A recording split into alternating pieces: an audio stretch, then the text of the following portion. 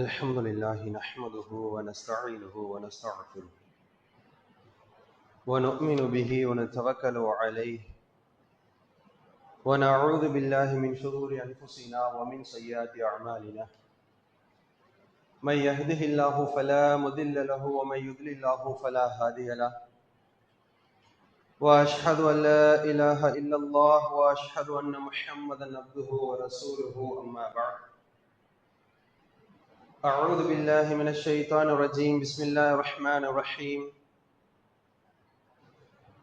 يا أيها الذين آمنوا اتقوا الله حق تقاته ولا تموتن إلا وأنتم مسلمون يا أيها الناس اتقوا ربكم الذي خلقكم من نفس واحدة وخلق منها زوجها وبث منهما رجالا كثيرا ونساء واتقوا الله الذي تساءلون به والأرحام إن الله كان عليكم رقيبا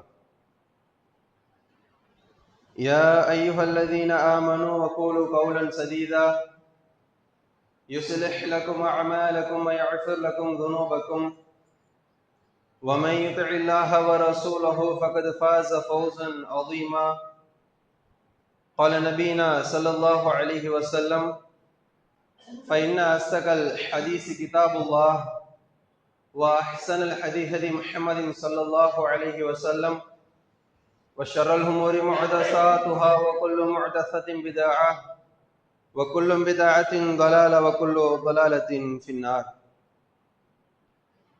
வார்த்தைகளில் சிறந்தது அல்லாஹ்வினுடைய வார்த்தை என்றும் வழிகாட்டுதலில் சிறந்தது நபிகள் நாயகம் ஸல்லல்லாஹு அலைஹி வஸல்லம் அவர்களுடைய வழிகாட்டுதல் என்றும் மார்க்கத்தில் நுழைவிக்கப்பட்ட ஒவ்வொரு புதுமையான காரியங்களும்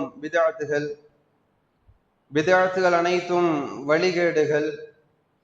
வழிகேடுகள் அனைத்தும் உங்களை நரகில் கொண்டு போய் சேர்க்கும் என்று நபிகள் நாயகம் ஸல்லல்லாஹு அலைஹி வஸல்லம் அவர்கள் தங்களுடைய ஒவ்வொரு சொற்பொழிவின் துவக்கத்திலும் இந்த மனித சமூகத்திற்கு நினைவுபடுத்தியதை இந்த நல்ல சந்தர்ப்பத்திலே அல்லாஹும் அல்லாஹுடைய தூதரும் எந்த அடிப்படையிலே இந்த ஜும்ஆ தொழுகையை நிறைவேற்ற வேண்டும் என்று வழிகாட்டி தந்தார்களோ அந்த அடிப்படையிலே நிறைவேற்ற வேண்டும் என்ற உயர்ந்த நோக்கத்தோடு இங்கு ஒன்றுகளும் இருக்கிற நம் அனைவரின் சிந்தனையிலும் அந்த நபி மொழியை நினைவுபடுத்தியவனாக எனது உரையினை ஆரம்பம் செய்கிறேன்.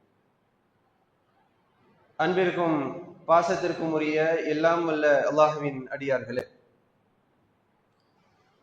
வணக்கத்திற்கு தகுதியானவன் அல்லாஹ் ஒருவனை தவிர வேறு யாரும் இல்லை என்ற அந்த ஓரிரை கொள்கையையும் பின்பற்றுவதற்கு தகுதியானவர்கள் அண்ணலும் பெருமானார் நபிகள் நாயகம் ஸல்லல்லாஹு அலைஹி வஸல்லம் அவர்கள்தான் என்ற அந்த தூதுத்துவ கொள்கையையும் நம்முடைய வாழ்விலே உயிர் மூச்சாக கொண்டு இந்த துனியா வாழ்வினை கழித்துக் கொண்டிருக்கிறோம். அல்ஹம்துலில்லாஹ். நாம் வாழ்ந்து கொண்டிருக்கக்கூடிய இந்த உலகத்திலே எத்தனையோ விதமான ஆட்சி தலைவர்களையும் ஆன்மீக தலைவர்களையும் நாம் பார்த்து கொண்டிருக்கிறோம். நம்முடைய காலம் மட்டுமல்லாமல் நமக்கு முன்பு வாழ்ந்த எத்தனையோ ஆன்மீக தலைவர்கள், ஆட்சி தலைவர்கள் இந்த உலகை விட்டு சென்றிருக்கிறார்கள். இருப்பினும் எப்படிப்பட்ட எந்த நிலையில் இருந்த தலைவர்களை எடுத்துக்கொண்டாலும் ஒரு ஒப்பற்ற தலைவராக, அதிக மக்களால் நேசிக்கப்படக்கூடிய ஒரு தலைவராக இதற்கு முன் இருந்த ஆட்சி தலைவர்கள், ஆன்மீக தலைவர்கள் யாரேனும் இருந்திருக்கிறார்களா என்றால் அது அப்படி யாரும் இல்லை. சரி, நாம வாழ்ந்து கொண்டிருக்கக்கூடிய காலத்தில் அப்படிப்பட்ட நபர்கள் யாரும் இருக்கிறார்களா என்றால் அப்படிப்பட்ட நபர்களை பார்க்க முடியாது. ஆனால் ஒரு மனிதரை அதிகமான மக்கள் நேசிக்கிறார்கள். ஒரு மனிதருடைய சொல் செயல் அங்கீகாரத்தை மாற்று மத அன்பர்கள், தொப்புள் கொடி உறவுகள் கூட அதை எடுத்து நடைமுறைப்படுத்தக்கூடிய ஒரு சூழல் இருக்கிறது என்று சொன்னால் அது அண்ணலும் பெருமானார் நபிகள் நாயகம் ஸல்லல்லாஹு அலைஹி வஸல்லம் அவர்களுக்கு தான் என்பதிலே எள்ளளவு மாற்று கருத்தில்லை. அல்லாஹுடைய தூதர் நபிகள் நாயகம் ஸல்லல்லாஹு அலைஹி வஸல்லம் அவர்களோடு இந்த உலகத்திலே அவர்களை பார்த்து உறவாடுவதற்கான ஒரு பாக்கியத்தை அல்லாஹ் நம்ம யாருக்குமே தரல. இந்த உலகத்துல அல்லாஹ்வுடைய தூதரோடு உறவாடுவதற்கான ஒரு நிலை அல்லாஹ் ஏற்படுத்தி இருக்கானா என்றால் இல்லை.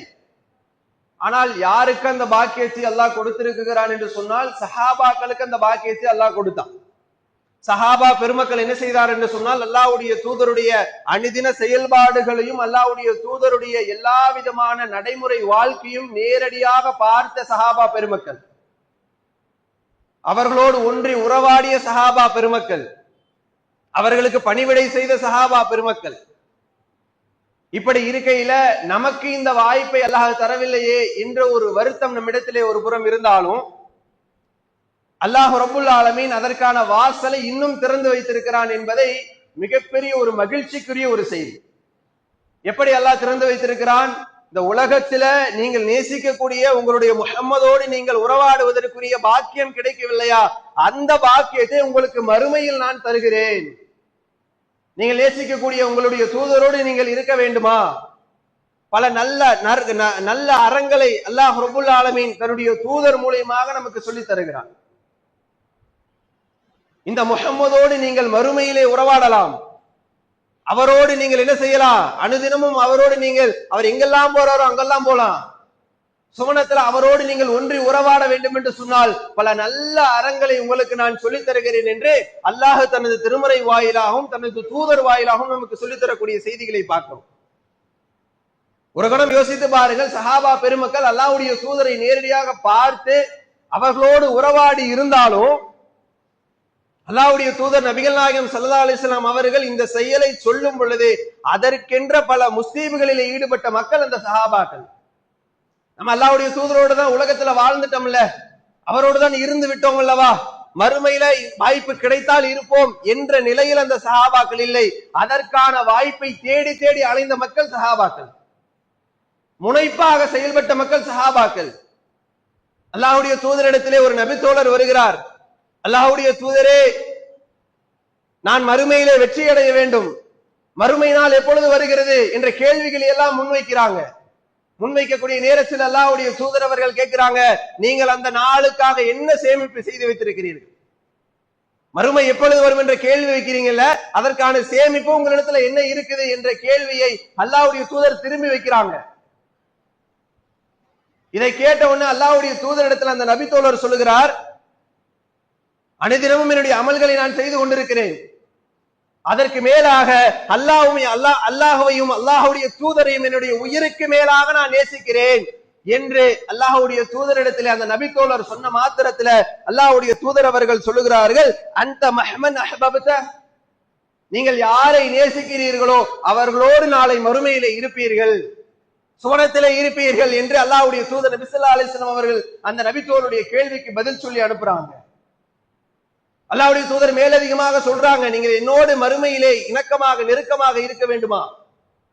பத்ர் யுத்த களத்தை பற்றி நம்ம நிறைய செய்திகளை கேள்விப்பட்டிருப்போம். ஒவ்வொரு யுத்த களமும் நமக்கு பெரிய பாடங்களையும் படிப்பினைகளையும் கொடுத்த யுத்த களங்கள். வெறுமனே ஒரு கதையாக கேட்டு கடந்து செல்வதற்கல்ல. அந்த யுத்த களம் என்பது பத்ர் யுத்த களத்தை பத்தி நம்ம கேள்விப்படும் பொழுது அந்த மக்களுடைய அல்லாஹ்வுடைய தூதரும் சஹாபாக்களுடைய ஈமானிய உறுதியும் அல்லாஹ்வுடைய நேரடியான உதவியும் எல்லா காரியங்களும் பெரிய பாடமாக படிப்பனையாக அந்த பத்ர் யுத்த களத்திலே அல்லாஹ் நமக்கு சொல்லி தரான். அல்லாஹ்வுடைய தூதர் அந்த பத்ர் யுத்த களத்துல ஒரு அறிவிப்பை வெளியிடுகிறார்கள், யார் எதிரிகளை என்னை விட்டு வெருண்டோட செய்கிறார்களோ அவர்களில் அப்படி வெருண்டோட செய்யக்கூடிய மக்கள் என்னோடு நாளை மறுமையிலே ஒன்றாக இருப்பார்கள் என்ற செய்தியை அல்லாஹ்வுடைய தூதர் அவர்கள் சொல்லுகிறாங்க. அந்த மக்களுக்கு தெரியும், நாம களத்துல நேரடியாக போய் களத்துல குதிக்கும் பொழுது அந்த இடத்தில் மரணம் கண்டிப்பாக நம்மை சந்திக்கும் என்று அந்த மக்களுக்கு தெரியும். ஏதேனும் ஒரு விபரீதம் ஏற்படும் என்று தெரியும். ஆனா அதெல்லாம் அவங்களுக்கு பெரிய விஷயம் அல்ல. அவர்களுடைய சிந்தனை முழுக்க எதுவாக இருக்கிறது என்று சொன்னால், என்னுடைய தூதரோடு நான் நேசிக்கக்கூடிய முஹம்மதோடு நாளை மறுமையில் இருக்கக்கூடிய வாய்ப்பை அல்லாஹ் தரானா, அதற்காக நான் எவ்வளவு கஷ்டங்களை சந்திக்கவும் தயார் என்று அந்த சஹாபா பெருமக்கள் அந்த களத்திலே போய் தன்னுடைய உயிரை மாய்த்து கொண்ட நிகழ்வுகளை பத்ர் யுத்தக்களம் நமக்கு சொல்லி தருகிறது. யோசித்து பாருங்கள், நாம நம்முடைய தூதரை நேசிக்கத்தானே செய்கிறோம். நம்முடைய நேசத்தினுடைய எல்லைகளை நம்முடைய உள்ளத்துல தனிப்பட்ட முறையிலே யோசித்து பாருங்கள் சகோதரர்களே. நான் என்னுடைய தூதரை நேசிக்கிறேன் என்ற அந்த சொல் வெறுமனே வார்த்தைகளவில் தான் இருக்கிறதா, என்னுடைய வாழ்க்கையில் நான் வெளிப்படுத்துகிறேனா? எவ்வளவோ நிகழ்வுகள் நம்முடைய உலகத்துல நாம வாழக்கூடிய பகுதியில நம்முடைய உறவினரோடு நம்முடைய குடும்பங்களோடு எவ்வளவோ நிகழ்வுகளை சந்திக்கிறோம். சந்திக்கக்கூடிய நம்மிடத்துல அல்லாஹ்வும் அல்லாஹ்வுடைய தூதரும் சொன்ன கருத்துக்கு மாற்றாக ஒரு நிகழ்வு நடக்குகிறது என்று சொன்னால் இது என்னுடைய தூதர் தடுத்தது, என்னுடைய தூதர் அனுமதிக்காத ஒரு செயல், இதை நான் ஒருபோதும் செய்ய மாட்டேன். அதுல என்னுடைய வாப்பா உம்மா கோச்சுக்கிட்டாலும் சரி, என்னுடைய குடும்ப உறவினர்கள் கோபித்துக் கொண்டாலும் சரி, என்னுடைய மனைவி மக்கள் கோபித்துக் கொண்டாலும் சரி, நான் என்னுடைய தூதரை நேசிப்பதின் விளைவாக இப்படிப்பட்ட காரியங்களை ஒருபோதும் செய்ய மாட்டேன் என்ற ஒரு தைரியமான ஒரு முடிவெடுக்கக்கூடிய நிலை நம்மிடத்தில் இருக்கிறதா? ஹதீதுகளை புரட்ட புரட்ட இப்படிப்பட்ட பாக்கியங்களை எல்லாம் அல்லாஹ் நமக்கு கொடுத்து வச்சிருக்கிறானே, ஏன் அதன் பக்கம் நாம செல்லாம இருக்கிறோம் என்ற கேள்வி நம்முடைய உள்ளத்துல வர வேண்டும். ஒரு சந்தர்ப்பத்தில் பாருங்க, புகாரி என்ற ஹதீஸ் கிரந்தத்திலே பதிவு செய்யப்பட்ட ஒரு செய்தி. அல்லாஹ்வுடைய தூதர் நபி ஸல்லல்லாஹு அலைஹி வஸல்லம் அவர்கள் தூங்கி இரவு தொழுகைக்காக எழும்புறாங்க. எழக்கூடிய அல்லாஹ்வுடைய தூதருக்கு எல்லா விதமான ஏற்பாடுகளையும் யார் செய்து வைக்கிறார் என்று சொன்னால், ரபியா பின் மாலிக் ரலியல்லாஹு அன்ஹு என்று சொல்லக்கூடிய ஒரு நபி தோழர் அல்லாஹ்வுடைய தூதர் ஒளி செய்வதற்கான ஏற்பாட்டை செய்து வைக்கிறாங்க. கழிவறைக்கு செல்வதற்கான அந்த ஏற்பாட்டை, பாத்திரங்களை எடுத்து வைத்து அதற்கான ஏற்பாட்டை செய்து வைக்கிறாங்க. அல்லாஹ்வுடைய தூதர் கேட்கிறாங்க, ரபியா பின் மாலிக் அவர் இடத்துல அல்லாஹ்வுடைய தூதர் கேட்கிறாங்க, அஸ்அலூனி முராஃபதக ஃபில் ஜன்னah யா ரசூலுல்லாஹ். அவங்க இடத்துல கேள்வி வைக்கப்படுது. என்ன கேள்வி? உங்களுக்கு ஏதாவது வேண்டுமா, ஏதாவது வேணும் அப்படின்னா என்னிடத்துல நீங்க கேளுங்க, என்னால் முடிந்ததை உங்களுக்கு நான் செய்து தருகிறேன். தன்னுடைய பணியார் இடத்துல அல்லாஹ்வுடைய தூதர் இந்த கேள்வி வைக்கிறாங்க. வைக்கும் பொழுது அந்த நேரத்திலே அவருடைய பதில் எதுவாக இருக்குன்னு சொன்னா, அஸ்அலூனி முராஃபதக ஃபில் ஜன்னah யா ரசூலுல்லாஹ். அல்லாஹ்வுடைய தூதரே, உங்களோடு நான் சுவனத்தில் இருக்க வேண்டும், அது போதும், எனக்கு வேற ஒண்ணுமே வேண்டாம், இந்த உலகத்துல எதுவுமே வேண்டாம், உங்களோடு நான் சுவனத்திலே இருக்க வேண்டும். இதை சொன்ன மாத்திரத்துல திரும்பி அல்லாஹ்வுடைய தூதர் கேட்கிறாங்க, கைரு தாலிக், இது இருக்கட்டும் ஒரு பக்கத்துல, வேற ஏதாவது கேளுங்களேன், வேற ஏதாவது உங்களுக்கு தேவை இருக்கிறா? கேட்கும் போது மீண்டும் சொல்றாங்க, அல்லாஹ்வுடைய தூதரே, எனக்கு அதுதான் வேணும், வேற எதுவுமே வேண்டாம். அப்ப அல்லாஹ்வுடைய தூதர் சொல்றாங்க, என்னோடு சுவனத்திலே நீங்கள் மறுமையில என்னோடு இருக்க வேண்டுமா? அப்ப என்ன செய்யுங்க, இன்னி அலா நஃப்ஸிக பி கஸ்ரத்தி சுஜூத், நீங்கள் அதிகமாக சுஜூது செய்யக்கூடிய நபராக இருங்கள், என்னோடு நீங்கள் சுவனத்திலே இருக்கலாம் என்று அல்லாஹ்வுடைய தூதர் அவர்கள் சொல்றாங்க. நம்மிடத்துல இந்த கேள்வி வைக்கப்பட்டா, இதுதான் வாய்ப்பு என்று சொல்லி உலகத்தினுடைய ஆடம்பரங்களை கேட்கக்கூடிய மக்களாக இருப்போம், உலகத்தினுடைய வசதி வாய்ப்புகளை கேட்கக்கூடிய மக்களாக இருப்போம். நேரடியாக சஹாபாக்கள் அல்லாஹ்வுடைய தூதரோடு இருந்த மக்களுடைய அனைத்து எண்ணமும் எதுவாக இருந்துச்சுன்னு சொன்னா, இலக்கு ஒன்றுதான், சுவனம். அதிலே உள்ள ஒன்று என்ன? என்னுடைய தூதரோடு இருக்கணும். அதுல எந்த சமரசம் அவரிடத்துல காம்ப்ரமைஸே கிடையாது. என்னுடைய தூதரோடு நான் மறுமையில் இருக்கணும், அதற்கு என்ன முஸ்லீம்களில் இறங்க வேண்டும் என்றாலும் சரி, நான் அதை செய்வேன் என்று சொல்லி அவர்கள் அதிலே ரொம்ப முனைப்பாக செயல்பட்டார்கள். அல்லாஹ்வுடைய தூதர் சொல்றாங்க, நீங்க அதிகமாக சுஜூது செய்யுங்கப்பா, என்னோடு நீங்கள் இருக்கலாம் என்று அல்லாஹ்வுடைய தூதர் சொல்லக்கூடிய செய்தி ஹதீஸ் கிரந்தத்துல பார்க்கிறோம். ஒரு கணம் யோசித்து பாருங்கள், தொழுகையில எவ்வளவோ கிரியைகள் இருக்கிறது. தக்பீர் கட்டுறோம், ருக்குவுக்கு போறோம், அத்தஹியாத் இருப்புல இருக்கிறோம், நீங்கள் அதிகமாக தக்பீரை நிலைத்திருங்கள், அது உங்களை என்னோட சுவனத்திலே வைக்கும்னு அல்லாஹ்வுடைய தூதர் சொல்லல. அத்தஹியாத்துல அதிகமான நேரத்தை நீங்கள் செலவிடுங்கள், அப்போது நீங்கள் சுவனத்திலே என்னோடு இருக்கலாம் என்று அல்லாஹ்வுடைய தூதர் சொல்லல.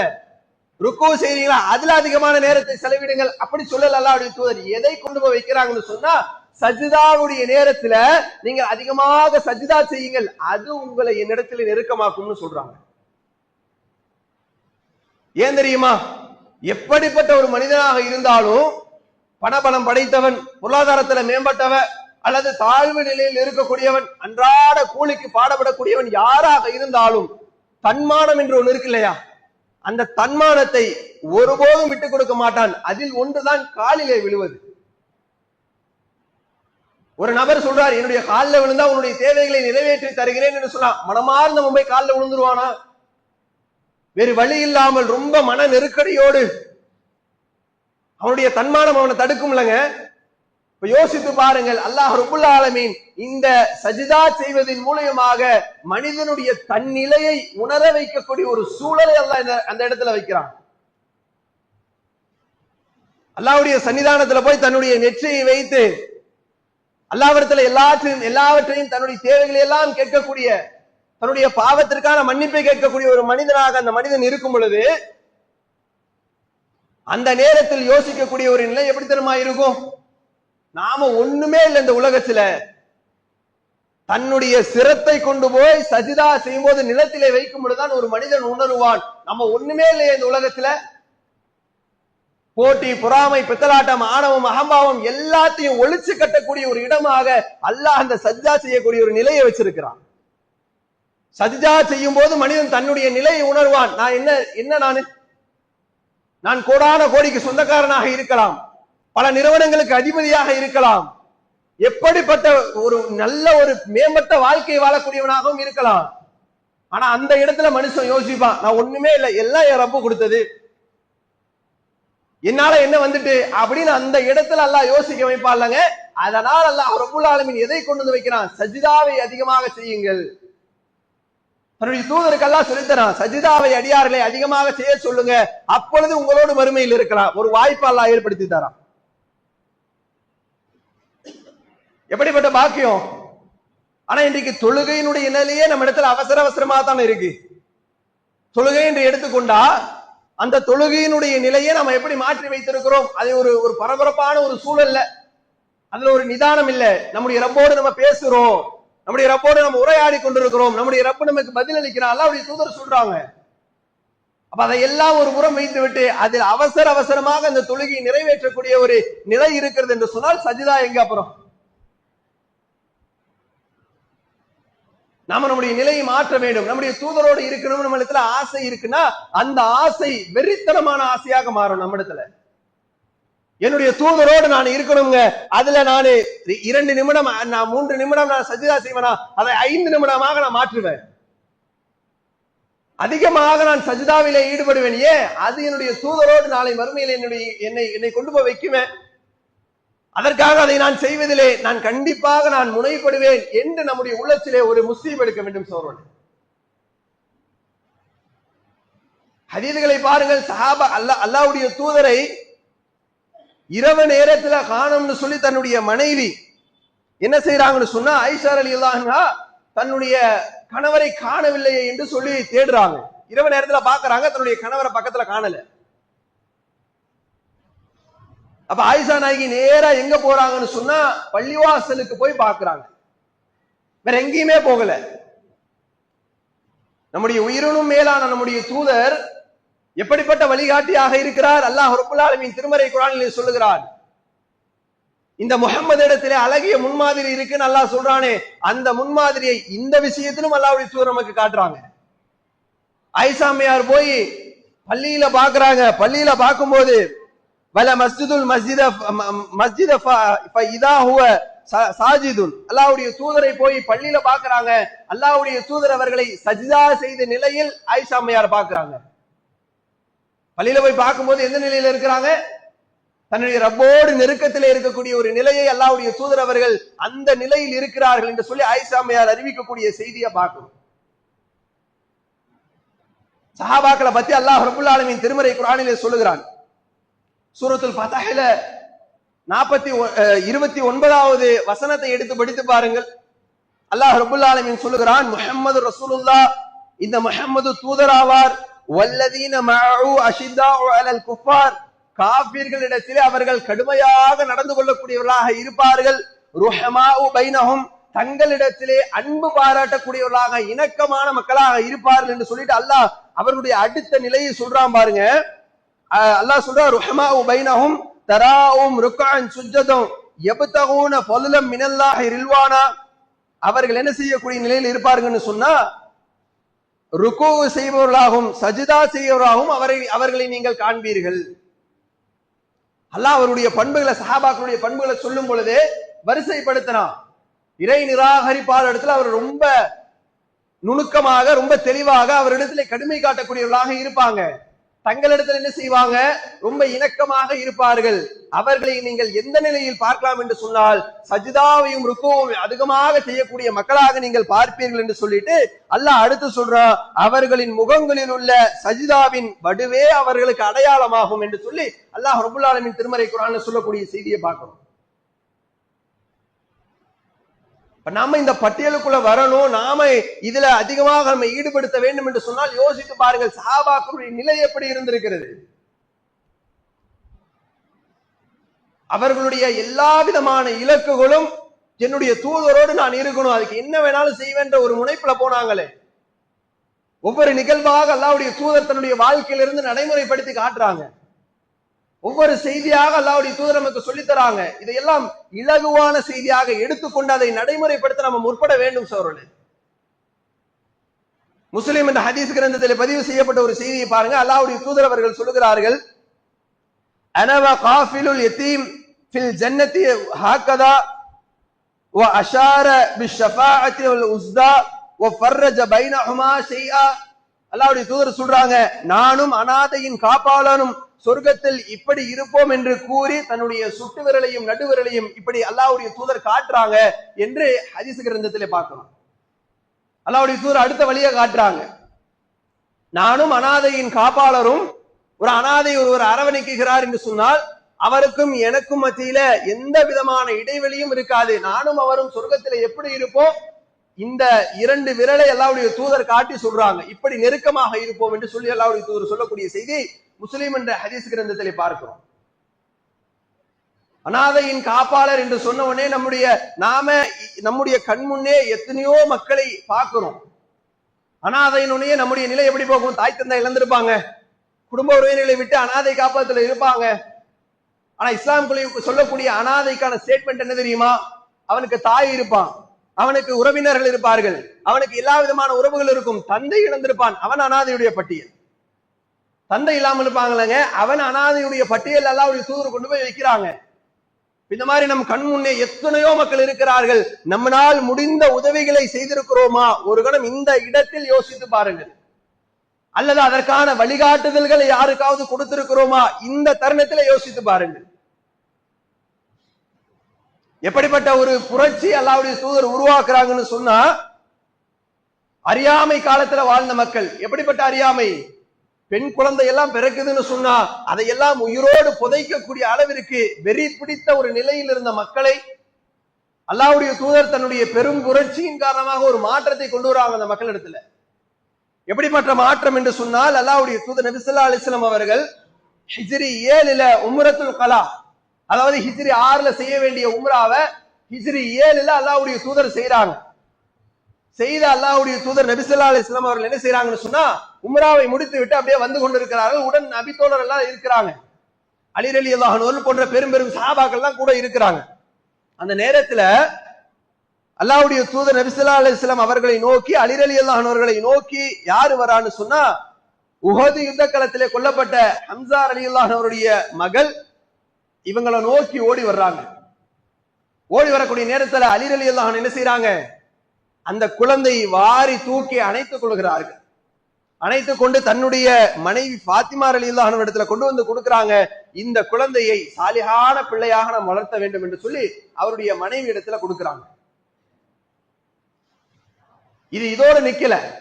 இதுல எப்படிப்பட்ட புரட்சி அல்லாஹ்வுடைய தூதர் ஏற்படுத்தியிருக்காங்கன்னு சொன்னா, சஹாபாக்களுக்கு மத்தியில போட்டிகள் வருகிறது. இந்த பிள்ளையை யார் எடுத்து வளர்த்துவது? ஏன் அப்படி அனாதையினுடைய காப்பாளராக இருக்கக்கூடிய ஒருவரும் நானும் இப்படி மறுமையில் இணைந்திருப்போம் என்று அல்லாஹ்வுடைய தூதர் சொன்னாங்களே, அதற்கு அந்த சஹாபாக்கள் உயிரோட்டம் கொடுக்கிறாங்க. எப்படிப்பட்ட உயிரோட்டம்? இந்த குழந்தையை நான் தான் வளர்த்துவேன். யார் வரா? அலி ரலியல்லாஹு அன்ஹு அவர்கள் போட்டியிடுறாங்க, ஜாஃபர் ரலியல்லாஹு அன்ஹு அவர்கள் போட்டியிடுறாங்க, ஸைத் ரலியல்லாஹு அன்ஹு அவங்க முன் வராங்க, நான் வளர்த்திக்கிறேன் அப்படின்னு. ஒவ்வொருவரும் ஒவ்வொரு காரணத்தை முன்வைக்கிறாங்க. அலி ரலியல்லாஹு அன்ஹு சொல்றாங்க, இது என்னுடைய சிறிய தந்தையினுடைய பிள்ளை, இந்த பிள்ளையை நான் எடுத்து வளர்த்தி கொள்கிறேன் என்று சொல்லி அவங்க ஒரு காரணத்தை வைக்கிறாங்க. ஜாஃபர் ரலியல்லாஹு அன்ஹு வர்றாங்க, என்னுடைய சிறிய தந்தை பிளஸ் என்னுடைய மனைவி இந்த குழந்தைக்கு சிறிய தாயாராக இருக்கிறார் என்று சொல்லி, சின்னம்மாவா இருக்கிறாங்கன்னு சொல்லி அந்த குழந்தையினுடைய மேலதிகமான உறவை சொல்றாங்க. அடுத்து யாரு வர்றா? ஸைத் ரலியல்லாஹு அன்ஹு அவங்க வர்றாங்க. அவங்க வந்து சொல்றாங்க, ஒரு முஸ்லிமின் ஒரு முஸ்லிமுக்கு சகோதரன் அல்லவா, அந்த அடிப்படையில் அந்த குழந்தையை நான் எடுத்து வளர்த்திக் கொள்கிறேன், என்னிடத்துல கொடுத்துருங்கிறாங்க. சுபஹானல்லாஹ், அல்லாஹ்வுடைய தூதர் ஏற்படுத்திய புரட்சியை பாருங்களேன். பெண் குழந்தை பிறந்தால் அவமதிப்பாக நினைப்பது, பெண் குழந்தையை உயிரோடு புதைப்பது என்ற ஒரு அவலமான நிலை மாறி அல்லாஹ்வுடைய தூதர் உருவாக்கிய அந்த சமூகம் எப்படிப்பட்டதாக இருக்கிறது? ஒரு குழந்தை வளர்த்துவதன் மூலியமாக என்னுடைய தூதரோடு நான் மறுமையில் இருப்பேன், அதற்கான முயற்சிகளை நான் செய்வேன் என்று சொல்லி சஹாபாக்கள் போட்டி போடுறாங்க. அப்ப அல்லாஹ்வுடைய தூதர் சொல்றாங்க, அல்ல ஹாலத்து சிற்றன்னை என்பவள் பி மன்சிலத்தில் உம்மி, தாயினுடைய அந்தஸ்துக்குரியவர் அது என்று சொல்லி அல்லாஹ்வுடைய தூதர் நபி ஸல்லல்லாஹு அலைஹி வஸல்லம் அவர்கள் அந்த குழந்தையை வாங்கி ஜாஃபர் ரலியல்லாஹு அன்ஹு அவர்களுடைய கையில ஒப்படைக்கிறாங்க. நீங்க நல்லபடியா சாலியா வளர்த்தி கொள்ளுங்கள் என்று சொல்லி அவர்களிடத்திலே ஒப்படைக்கப்படுகிறது. செய்தி சொல்ல இந்த ஹதீஸ் சொல்லக்கூடிய செய்தியை பாருங்கள். அல்லாஹ்வுடைய தூதர் ஏற்படுத்திய புரட்சி அந்த மக்களிடத்துல பெரும் புரட்சியாக மாறி இருக்கு. முன் வராங்க, நம்முடைய கண்முன்னே எத்தனையோ மக்களை பார்க்கிறோம் இல்லைங்க, நாம அதற்காக நம்முடைய ஒரு சிறு துரும்பையாவது தூக்கி போட்டிருக்கோமா என்று நாம் யோசிக்க கடமைப்பட்டிருக்கிறோம். நம்மிடத்துல கொடுக்க ஒண்ணும் இல்ல, நம்மிடத்துல கொடுப்பதற்கு பெரும் பொருளாதாரம் இல்ல, அதற்கான வழிகாட்டுதலை கொடுத்திருக்கிறோமா? ஏதோ ஒரு வகையில நன்மை அடையக்கூடிய பாக்கியத்தை அல்லாஹ் வச்சுதான் இருக்கிறான், வாசலை திறந்து வச்சிருக்கிறான், அதற்காக நாம் முயற்சி செய்யறோமா என்பதுதான் நீங்க கேள்வி. அதே போல இன்னொரு செய்தியை பாருங்கள். அடுத்த செய்தி அல்லாஹ்வுடைய தூதர் சொல்றாங்க, என்னோடு நீங்கள் மறுமையிலே ஒன்றாக இருக்க வேண்டுமா, நபிகளாரோடு இருக்க வேண்டுமா? அல்லாஹ்வுடைய தூதர் அவர்கள் சொல்லுகிறார்கள், மன் ஆல இப்னத்தைனி அவ் ஸலாசன் அவ் வஅனத்தைனி ஸலாசன், எவர் ஒருவர் 2 அல்லது 3 பெண் குழந்தைகளை பெற்று அல்லது 2 அல்லது 3 சகோதரிகளை கொண்டு எவர் ஒருவர் சாலிகான முறையிலே அவர்களை வளர்த்தி ஆளாக்குகிறார்களோ அவர்கள் நாளை மறுமையில் என்னோடு இருப்பார்கள் என்று அல்லாஹ்வுடைய தூதர் அவர்கள் சொல்றாங்க. 2 பெண் குழந்தை அல்லாஹ் கொடுத்திருக்கிறான்னு சொன்னா, பெண் குழந்தை பிறந்தாலே அதை அவலமாக பார்க்கக்கூடிய ஒரு சமூகம் இருந்தது. ஆனா அல்லாஹ் நமக்கு திருமறையில எப்படி அறிமுகப்படுத்தினா, அது புஷ்ரா, உனக்கு நற்செய்தி என்று அல்லாஹ் சொல்றான். அப்ப அதுல கொண்டு போய் அல்லாஹ் ரப்புல் ஆலமீன் நமக்கு எப்படிப்பட்ட ஒரு டெஸ்ட் வைக்கிறான்னு சொன்னா, உனக்கு 2 பெண் குழந்தைகளை கொடுத்திருக்கிறேன், நீ சாலிஹான முறையிலே வளர்த்தி ஆளாக்கி நாளை மறுமையிலே கொண்டு போய் அதற்கான கூலியை பெற வேண்டும் என்று சொன்னால், அதற்கான பெரும் கூலி என்னவென்று சொன்னால், உன்னுடைய தூதரோடு நீ மறுமையிலே இருப்பாய். பாக்கியம் தானங்க, யோசிச்சு பாருங்க. நமக்கு அல்லாஹ் அந்த பாக்கியத்தை கொடுத்திருக்கிறான்னு சொன்னா, பொதுவாகவே ஒரு பெண் குழந்தை வச்சிருக்கிறோம், நம்ம அதன் மூலியமாகவும் நன்மை அடையக்கூடிய பாக்கியத்தை அல்லாஹ் வச்சிருக்கிறான். நாம் வாழ்ந்து கொண்டிருக்கக்கூடிய சமூகத்தை சற்று உற்று நோக்க வேண்டும். எப்படிப்பட்ட சமூகத்துல வாழ்ந்துட்டு இருக்கிறோம்? பெண் குழந்தைகளை ரொம்ப கண்ணும் கருத்துமாக பார்த்து வளர்த்த வேண்டிய ஒரு நிலையில் இருக்கிறோம். அதுதான் பெரிய சவாலு. நம்முடைய மனதார திறந்த மனதோடு யோசித்து பாருங்கள். நாம யாரெல்லாம் நம்முடைய பெண் குழந்தைகளுக்கு என்னுடைய பிள்ளைய போல வருமா, என் பிள்ளை எப்படிப்பட்ட பிள்ளை தெரியுமா அப்படின்னு நினைத்து கொண்டு நம்முடைய பிள்ளைக்காக இந்த உலகத்துல லட்சங்களை கோடிகளை செலவழித்து நாளே இந்த படிப்பிலே அதிகமாக ஆர்வம் காட்டக்கூடிய மக்களாக உயர்த்தி நிறுத்தினாலும் ஈமானிய கல்வியை கொடுக்கவில்லை என்று சொன்னால் அத்தனை கல்வியும் வீண் தான். ஏன், அந்த உலக கல்வி என்பது தேவையான ஒன்று, அதோடு இந்த மார்க்க கல்வி இல்லை என்று சொன்னால் உலக கல்வி வீணானதாக மாறிவிடும். இந்த மார்க்க கல்வி என்பது, அந்த குழந்தைக்கு ஈமானிய கல்வி என்பது, அல்லாஹ்வுடைய அச்சம் என்பது எல்லா இடத்திலும் அந்த குழந்தைக்கு அது பயனுள்ளதாக இருக்கும்.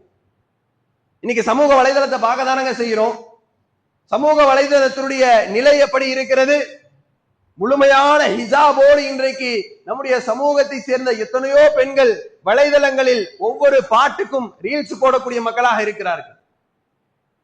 வேதனையிலும் பெரும் வேதனையாக இருக்கா இல்லையா? பார்க்கும்போது என்ன செய்கிறோம்?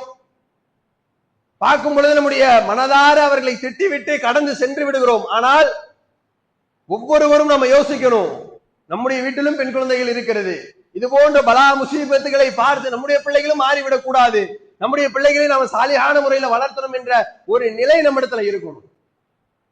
இன்னைக்கு வலைதளத்தினுடைய நிலை என்பது மிக மிக மோசமானதாக மாறிவிட்டதா இல்லையா? நீங்க ஊட்டி விளாக் பார்த்திருப்பீங்க, கொடைக்கானல் விளாக் பார்த்திருப்பீங்க, யூடியூபர்ஸ் எல்லாம் போடுவாங்க. ஆனால் நீங்க ஹோம் டூர் என்ற பெயரில, பாத்ரூம் விளாக் என்ற பெயரில இது மாதிரியான கொடூரங்களை கேள்விப்பட்டிருப்போமா? தன்னுடைய வீட்டுல எப்படிப்பட்ட அறைகள் இருக்கிறது, இதுதான் என்னுடைய வீட்டினுடைய முகப்பு, இது என்னுடைய வீட்டினுடைய படுக்கை அறை, இது என்னுடைய வீட்டினுடைய பாத்ரூமுக்குள்ள போயாச்சு. அடுத்து கேவலமாக இருக்கிறது. இதுதான் நாங்க சோப்பு வைக்கிற இடம், இதுதான் சீப்பு வைக்கிற இடம், இதுதான் நாங்க பல் துலக்கக்கூடிய பிரஷ் வைக்கிற இடம். எவ்வளவு கேவலமான ஒரு நிலையில் இன்றைக்கு சமூகம் சென்று கொண்டிருக்கிறது தெரியுமா? இது விளாக் என்ற பெயரை இன்றைக்கு பல யூடியூப்களில பதிவிடப்பட்டிருக்கிறது. சமூக வலைதளங்களில் இது போன்ற நிறைய செய்திகள் பரவி கொண்டிருக்கிறது. நம்முடைய பிள்ளைகளை எப்படி பார்க்கணும்னு சொன்னா, நாம நம்முடைய பிள்ளைகளை ரொம்ப கண்ணும் கருத்துமாக பார்க்கணும். இந்த உலகத்தில் அவர்களை ரொம்ப கண்ணும் கருத்துமாக பார்த்து நாளை மறுமையில் அதன் மூலமாக ஈடேற்றம் பெற வேண்டும். இல்லை என்று சொன்னால் நமக்கு எதிராக நம்முடைய பிள்ளைகள் நாளை மறுமையிலே வந்து குற்றப்பத்திரிகை தாக்கல் செய்வார்கள். இறைவா, என்னுடைய வாப்பா உம்மா உலகத்தினுடைய எல்லா விதமான கல்விகளையும் கற்றுக் கொடுத்தார்கள், எல்லா விதமான நிலைக்கும் எனக்கு அனுமதி கொடுத்தார்கள், உன்னை பத்தி சொல்லித்தரல, உன்னுடைய தூதரை பற்றி சொல்லித்தரல என்று சொல்லி நாளை மறுமையிலே நம்முடைய பிள்ளைகள் நமக்கு எதிராக வந்து குற்றப்பத்திரிகை தாக்கல் செய்கிறார்கள் என்று சொன்னால், நம்மை விட கை செய்தப்பட்டவர்கள் நஷ்டவாளிகள் வேறு யாருமே இருக்க முடியாத சூழலை யோசித்துக் கொள்ளுங்கள். அதனாலதான் அல்லாஹ்வுடைய தூதர் சொல்றாங்க, பெண் குழந்தைகள் இருக்கிறதா, சரியான முறையில வளர்த்தி எடுங்க. வளர்த்து எடுப்பதனுடைய நிகழ்வு நாளை மறுமையிலே நரகத்திலிருந்து உங்களை நீங்கள் பாதுகாத்துக் கொள்ளலாம். அப்படி சாலியான முறையிலே வளர்த்து விட்டால் அது உங்களை கொண்டு வந்து எங்கு சேர்க்கும்? மறுமையினுடைய ஒரு உச்ச நிலையில அல்லாஹ் கொண்டு வந்து வச்சிருவான். உச்சநிலை என்பதே அல்லாஹ்வுடைய தூதரோடு நெருக்கத்தில் அல்லாஹ் வைப்பான். அப்ப இது போன்ற நிறைய செய்திகள் ஹதீசுகளிலே சொல்லித் தரப்பட்டிருக்கிறது. நாம நம்முடைய வாழ்க்கையில அறிந்த செய்திகளை நம்முடைய வாழ்க்கையில நடைமுறைப்படுத்தி நம்முடைய தூதர் மீது உண்டான நேசத்தை இன்னும் அதிகப்படுத்தக்கூடிய நற்பாக்கியத்தை அல்லாஹ் உங்களுக்கும் எனக்கும் தந்தல் புரிய வேண்டும் என்று கேட்டுக்கொண்டு என்னுடைய முதல் உரையை நிறைவு செய்கிறேன்.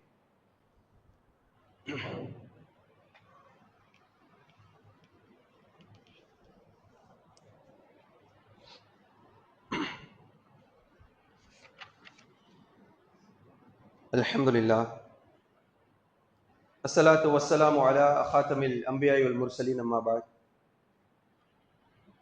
அன்பிற்கும் பாசத்திற்கும் உரிய எல்லாம் உள்ள அல்லாஹ்வின் அடியார்களே, அருமை சகோதர சகோதரிகளே, நாம நம்முடைய தூதரை எந்த அளவுக்கு நேசிக்கிறோம் என்பதை நாம் ஒவ்வொருவரும் ஒரு கணம் சீர்தூக்கி பார்க்க கடமைப்பட்டிருக்கிறோம். நான் என்னுடைய தாய் தந்தை, என்னுடைய மனைவி, என்னுடைய பிள்ளைகளை விட நான் ஒரு கட்டம் மேலாக என்னுடைய தூதரை நான் நேசிக்க வேண்டும். ஏன்னு சொன்னா அல்லாஹ்வுடைய தூதர் அப்படித்தான் நமக்கு வழிகாட்டுறாங்க. அல்லாஹ்வுடைய தூதர் அவர்கள் சொல்றாங்க, புகாரியிலே பதிவு செய்யப்பட்டிருக்கக்கூடிய ஒரு செய்தி 15வது இலக்கத்திலே பதிவு செய்யப்பட்டிருக்கிறது. அல்லாஹ்வுடைய தூதர் அவர்கள் சொல்கிறார்கள், லா யுஹ்மினு அஹதுக்கும் ஹத்தா அகூன அஹப்ப இலைஹி மின் வாலிதிஹி வ வலதிஹி வ நாஸி அஜ்மஈன். நீங்கள் உண்மையான இறை விசுவாசி ஆகவே முடியாது என்று அல்லாஹ்வுடைய தூதர் சொல்லிட்டு, ஏன் ஆக முடியாது தெரியுமா?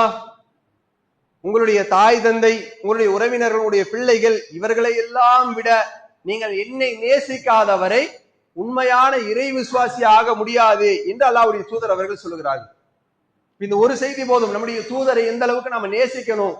நாம என்னதான் இபாதத்துகளை செய்தாலும், எப்படிப்பட்ட ஒரு அமல்களை செய்து கொண்டிருந்தாலும் அல்லாஹ்வுடைய தூதர் சொல்றாங்க, ஒரு இறை விசுவாசியாக, உண்மையான இறை விசுவாசியாக நீ மாற வேண்டும் என்று சொன்னார். உன்னுடைய உறவுகள், எத்தனை உறவுகளை நீ வைத்திருந்தாலும் அந்த உறவுக்கு மேலாக நீ என்னை நேசிக்காதவரை கண்டிப்பாக நீ இறை விசுவாசி ஆக முடியாது என்று அல்லாஹ்வுடைய தூதர் சொல்றாங்களே. அப்ப அந்த நிலையை நாம் உணர வேண்டும். இந்த செய்தியை முதல்ல உள்வாங்கணும். அல்லாஹ்வுடைய தூதர் சொன்ன செய்தி அதை கேட்டுட்டு அப்படியே கடந்து செல்றது அப்படிங்க இருக்கக்கூடாது. ஹதீஸ் என்ன சொல்ல வருகிறது, செய்தி என்ன சொல்லுகிறது என்பதை உள்வாங்கினால் மட்டும்தான் அதுக்கு நம்ம ரியாக்ட் பண்ண முடியும். அதுக்கான செயல்பாடுகளை நம்ம கொடுக்க முடியும், உயிரோட்டம் கொடுக்க முடியும். நம்முடைய தூதரோடு நாளை மறுமையில் இருக்கணும். ஏன் தெரியுமா? நம்முடைய தூதர் நமக்காக அல்லாஹ்வுடைய சன்னிதானத்துல, இந்த உம்மத்துக்காக அல்லாஹ்வுடைய சன்னிதானத்திலே சஜிதாவிலே விழுந்து மன்றாடக்கூடிய ஒரு தூதர், நமக்காக அல்லாஹ்விடத்திலே பரிந்து பேசக்கூடிய ஒரு தூதர், இந்த உம்மத்தை நினைத்து ரொம்ப கவலைப்பட்ட ஒரு தூதர். அந்த தூதர் நமக்கு வேணாமா? அந்த தூதரோடு நம்ம இருக்க வேணாமா? அதையெல்லாம் நாம உள்வாங்கி யோசிக்கணும். என்னுடைய தூதரோடு நான் மறுமையில இருக்கணும். அதற்கான வாசலை அல்லாஹ் அடைக்கல. அந்த வாசல் அடைக்காத நிலையை நான் பயன்படுத்தி நாளை மறுமையிலே அதை உபயோகப்படுத்திக் கொள்வேன் என்ற ஒரு தெளிவான சிந்தனையோடு நம்முடைய வாழ்க்கையை அமைத்துக் கொள்ளக்கூடிய நற்பாக்கியங்களை அல்லாஹ் உங்களுக்கும் எனக்கும் தந்தருள் புரிய வேண்டும். ஒரு நிர்வாகத்தின் சார்பாக ஒரு முக்கிய அறிவிப்பு. இந்த 10ஆம் வகுப்பு 12ஆம் வகுப்பு தேர்விலே தேர்ச்சி பெற்ற போத்தனூர் பகுதியை சார்ந்த மக்களுக்கு நம்முடைய மஸ்ஜிதுல் அக்ஸா பள்ளியின் சார்பாக ஊக்கத்தொகை வழங்குவதாக முடிவு செய்யப்பட்டிருக்கிறது. அப்ப அந்த அடிப்படையில அதனுடைய நிலையில இருக்கக்கூடிய மக்கள், அதிக மதிப்பெண் பெற்ற மக்கள் நிர்வாகத்தை அணுகி அதற்காக பதிவு செய்தால் இன்ஷா அல்லாஹ் அதற்குரிய ஊக்கத்தொகை வழங்கப்படும் என்று சொல்லி கேட்டுக்கொண்டு நிறைவு செய்கிறேன்.